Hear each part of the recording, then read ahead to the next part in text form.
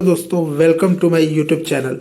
तो दोस्तों आज हम आपको बीपीएससी 72 के लिए जो 72 बीपीएससी होने वाली है उसके लिए साइंस की क्लासेस लेके आए हैं। ठीक है, BPSC previous year science questions previous year. ठीक है, बीपीएससी प्रीवियस ईयर। बिना किसी समय को गवाए आइए शुरुआत करते हैं। ठीक है, तो देखिए पहला क्वेश्चन क्या है। निम्नलिखित में से किस प्राकृतिक मिठाई का प्रयोग केवल शीतल पर किया जाता है। ठीक है, केवल शीतल पर किया जाता है। तो ये एस्प्राटेम। ठीक है, एस्प्राटेम है, एस्प्राटेम। ठीक है, ये शीतल नहीं सतल होगा शायद। आगे देख लीजिए। एक परमाणु अपने आयन से निम्नलिखित में से किसमें भिन्न होता है या भिन्न पाया जाता है। ठीक है, इनमें से किसमें। इलेक्ट्रॉन की संख्या। सीधे क्वेश्चन है, उसके बाद आंसर है।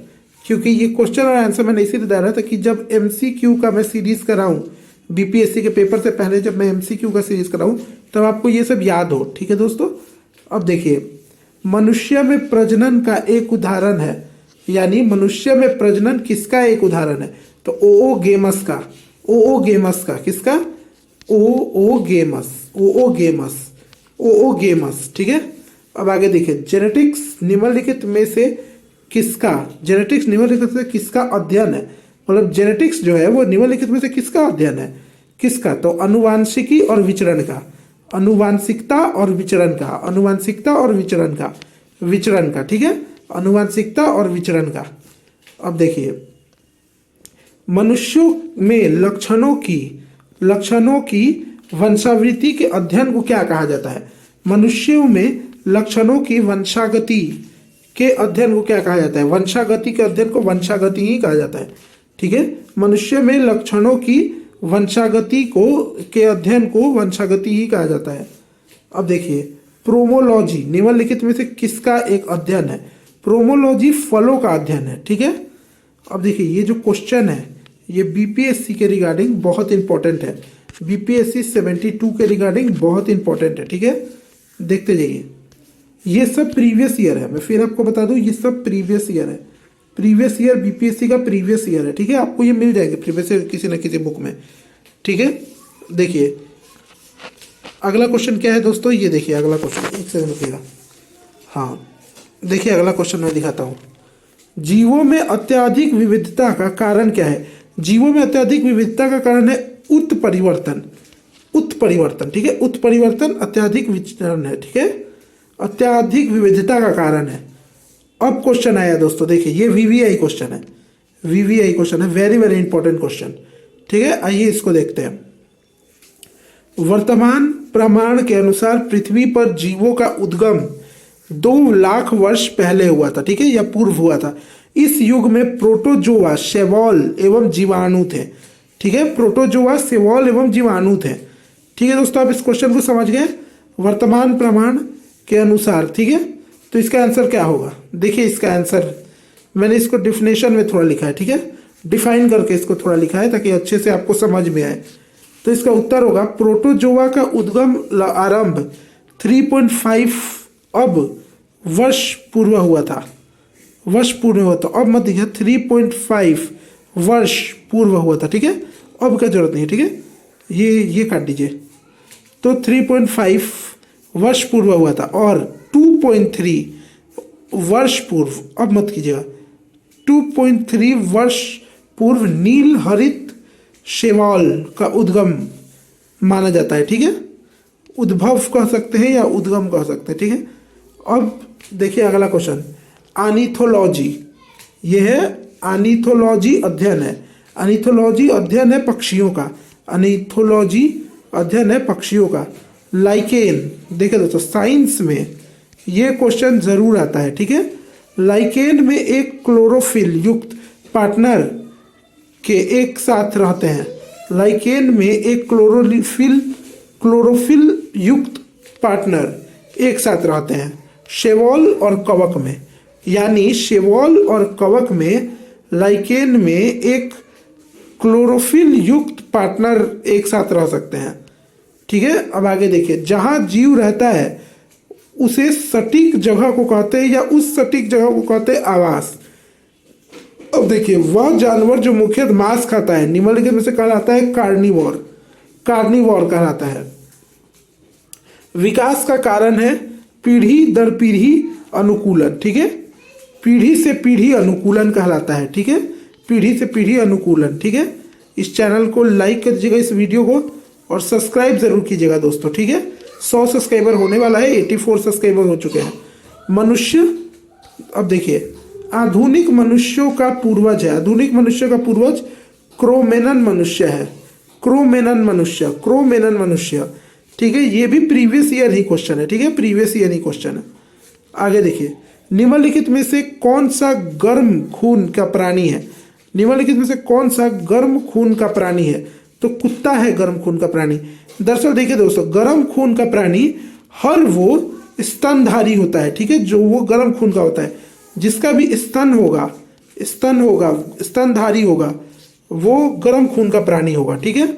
आगे देखिए, सबसे छोटा जीव जो स्वयं विकास एवं प्रजनन करने में समर्थ है, ठीक है, वो होता है माइक्रोप्लाज्मा, माइक्रोप्लाज्मा, आपने नाम सुना होगा माइक्रोप्लाज्मा।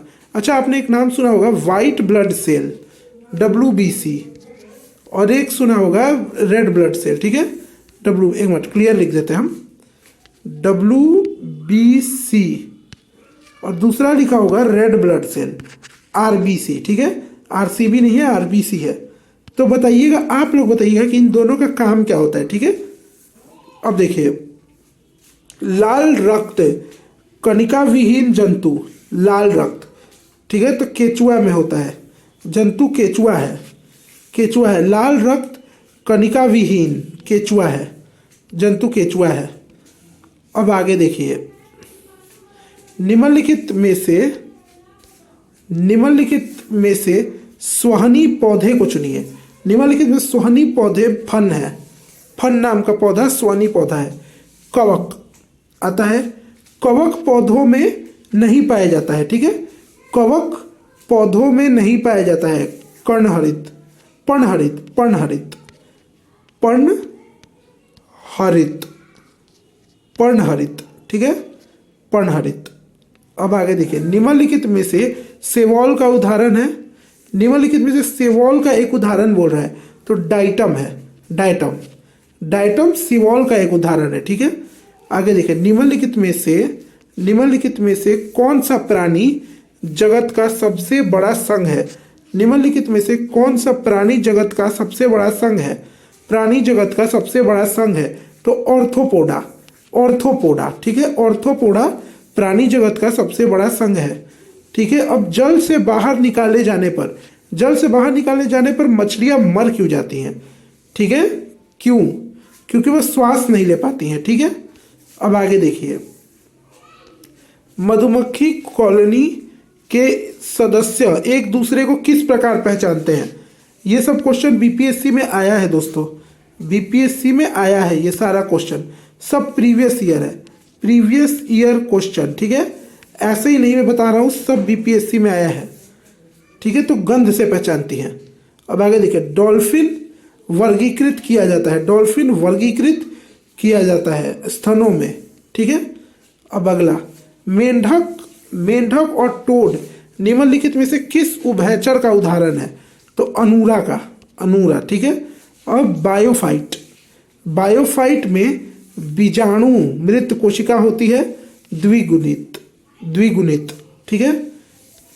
कोशिका की शक्ति स्रोत होता है माइटोकॉन्ड्रिया, माइटोकॉन्ड्रिया, माइटोकॉन्ड्रिया, कोशिका की शक्ति स्रोत माइटोकॉन्ड्रिया में होती है, ठीक है। हाँ, जीवन की संरचनात्मक एवं कार्यात्मक इकाई क्या है, तो कोशिका है, ठीक है। अब देखिए, डीएनए, डीएनए को किसने अंत पात्र में बसाया, डीएनए को किसने अंत पात्र में बसाया, तो ऑथर कर्नबर्न, ठीक है, कोर्नबर्न, कोर्नबर्न है दोस्तों, ये कोर्नबर्न, ठीक है, याद कर लीजिएगा, कोर्नबर्न। डीएनए की खोज किसने की थी, डीएनए की खोज किसने की थी, डीएनए की पहचान सर्वप्रथम, देखिए इसका आंसर डिफाइन करके मैंने लिखा है, जो इंपॉर्टेंट है वीवीआई है उसको ही डिफाइन करके लिखा गया है, ठीक है दोस्तों। देखिए, तो डीएनए की पहचान सर्वप्रथम वर्ष 1869 में स्विस रसायन शास्त्री फैब्रिक मिक्सचर ने की थी, ठीक है, मिक्सचर, मिस्चर ने की थी, ठीक है, मिस्चर ने की थी डीएनए की पहचान, ठीक है। अगर आपको पीडीएफ चाहिए ना दोस्तों, पीडीएफ, तो आप कमेंट बॉक्स में पीडीएफ लिख दीजिएगा, ठीक है। आप कमेंट बॉक्स में पीडीएफ लिखिएगा तो आपको इसकी पूरी पीडीएफ दे दी जाएगी, ठीक है। अब अगला क्वेश्चन है प्रकाश वर्ष की इकाई। देखिए अब यहाँ से टॉपिक थोड़ा चेंज हुआ, ठीक है, यहाँ से टॉपिक थोड़ा चेंज हुआ क्योंकि इससे भी आते हैं, ठीक है, फिजिक्स से, केमिस्ट्री से, बायोलॉजी से आते हैं। तो अब देखिए प्रकाश वर्ष की इकाई, ठीक है, ये आपको इजी लग रहा होगा कि प्रकाश वर्ष की इकाई दूरी है, ये बीपीएससी पूछता है, ठीक है। बीपीएससी ने हाल ही में ये सवाल पूछा है और ये जो भी पूछ रहे हैं आपकी सेटिस्फैक्शन के लिए बता दूं कि आपको समझ में आ जाए कि ये सारे के सारे क्वेश्चन बीपीएससी 71, 72 से लेकर जो चलते आ रहे हैं ना, बीपीएससी 69, बीपीएससी 80, बीपीएससी 68, इन सब चीज़ जो बीपीएससी का होते आ रहा है उन्हीं सब के समूह से हम क्वेश्चन बना रहे हैं, ठीक है, उन्हीं सब के समूह से हम क्वेश्चन लेके आ रहे हैं। पहले पहले आपके लिए बहुत आसान क्वेश्चन आ रहे हैं, ठीक है, बहुत आसान क्वेश्चन आपके लिए आ रहे हैं, पर धीरे धीरे जैसे जैसे क्लासेस आगे बढ़ेंगी और हार्ड क्वेश्चंस आते रहेंगे और भारी क्वेश्चंस आते रहेंगे, ठीक है। तो इसको आप याद करते जाइए, ठीक है। आइए आगे बढ़ते हैं। तो निम्नलिखित में से कौन सी मूल भौतिक राशि है? निम्नलिखित में से कौन मूल भौतिक राशि है? विद्युत धारा, ठीक है, विद्युत धारा। आगे देखिए, आगे दाब की इकाई क्या है? दाब की इकाई न्यूटन वर्ग मीटर, दाब की इकाई न्यूटन वर्ग मीटर है, ठीक है। अब देखिए आगे आपको दिखाते हैं और चुंबकीय बल का मापन की इकाई क्या है? एम्पियर, टर्न एटी है, ठीक है, एटी है, ठीक है, एम्पियर। आइए अब आगे देखते हैं। निम्नलिखित में से कौन सी अदिश राशि है? निम्नलिखित कौन सी अदिश राशि है? तो दाब एक अदिश राशि है, ठीक है। अब निम्नलिखित में से कौन सी राशि, देखिए क्या बोल रहा है ये, देखिए निम्नलिखित में से किस राशि का मात्रक नहीं है, ठीक है, देख लीजिए, निम्नलिखित में से किस राशि का मात्रक ही नहीं है, ठीक है। तो इसका आंसर क्या होगा? विकृति, विकृति, विकृति। अब देखिए निम्नलिखित में से कौन सी सदिश राशि नहीं है? आयतन, ठीक है। अब अगला देखिए 1 मीटर, आगे देखिए 1 मीटर का प्रयोग वाहन द्वारा तय की गई दूरी को मापने के लिए किया जाता है, डैश के रूप में किया जाता है, ठीक है। तो ओडोमीटर है, ओडोमीटर है, ठीक है। अब देखिए अगला क्वेश्चन, निम्नलिखित में से कौन टेस्ला के समतुल्य है? तो न्यूटन के एम्पियर मीटर टेस्ला के समतुल्य है, ठीक है। अब 1 किमी दूरी का तात्पर्य क्या है? 1000 मीटर, 1 किमी यानी 1 किलोमीटर, ठीक है, 1 किलोमीटर, ठीक है। मैथ्स में आपने पढ़ा होगा 1 किलोमीटर। देखिए 1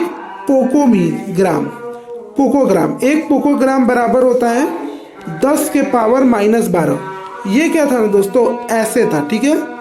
ये जो होता है ना 10 के पावर -12, रुकिए इसको क्लियर लिख देते हैं। 10 बड़ा था और -12 छोटा सा था, ठीक है, 10 के पावर -12। ये कुछ ऐसे ही लिखा था तो मैंने इसको ऐसे लिख दिया, ठीक है, क्योंकि ये ऐसे लिखा नहीं रहा था इस तरह से, ठीक है। तो आइए समझते हैं। न्यूटन की गति के दूसरे नियम के अनुसार, न्यूटन की गति के दूसरे नियम के अनुसार किसी वस्तु का त्वरण सीधे अनुपातिक होता है, ठीक है, सीधे अनुपातिक होता है वस्तु पर लगने वाले बल के अनुसार, वस्तु पर लगने वाला बल, ठीक है, वस्तु पर लगने वाला बल। अब देखिए वॉशिंग मशीन, देखिए ये हमारा लास्ट क्वेश्चन है, ठीक है दोस्तों, ये हमारे वीडियो का लास्ट क्वेश्चन है। वॉशिंग मशीन की कार्यकारी सिद्धांत क्या है? तो अपकेंद्रण है, अपकेंद्रण है वॉशिंग मशीन की कार्यकारी सिद्धांत, ठीक है, कार्यकारी सिद्धांत। वॉशिंग मशीन की कार्यकारी सिद्धांत है अपकेंद्रण, ठीक है, अपकेंद्रण। तो ये थी दोस्तों हमारी वीडियो। ये वीडियो अगर आपको अच्छी लगी तो आप लाइक करें, शेयर करें, सब्सक्राइब करें, ठीक है दोस्तों। देखिए बीपीएससी प्रीवियस ईयर है, पर डे वीडियो आएगी ऐसा तो मैं नहीं बोल सकता हूँ अभी, क्योंकि अभी मैं खुद बहुत बिजी चल रहा हूँ, लेकिन वीडियोस आपके लिए आती रहेंगी, ठीक है। लाइफ स्टोरी भी आती रहेगी जो मैं बनाता हूँ। देखिए ये रह गई। आप मेरे चैनल को सब्सक्राइब कर दिए, सब्सक्राइब टू बीपीएससी निष्कर्ष राव यूट्यूब चैनल सब्सक्राइब कर दीजिएगा दोस्तों। 100 सब्सक्राइबर होने वाले हैं, ठीक है, 100 सब्सक्राइबर होने वाले हैं। अभी 84 सब्सक्राइबर है, अभी 84 सब्सक्राइबर है, ठीक है, 100 सब्सक्राइबर होने वाले हैं। जल्दी से जल्दी दोस्तों आप मेरे 100 सब्सक्राइबर कर दीजिए, जल्दी से जल्दी 100 सब्सक्राइबर का सेलिब्रेशन करना है, ठीक है दोस्तों, जितनी जल्दी हो सके 100 सब्सक्राइबर कर दीजिए जल्दी से जल्दी, ठीक है। और इस वीडियो को लाइक जरूर कीजिएगा, इस वीडियो को लाइक कीजिएगा और इसको शेयर कीजिएगा, ठीक है, शेयर जरूर कीजिएगा।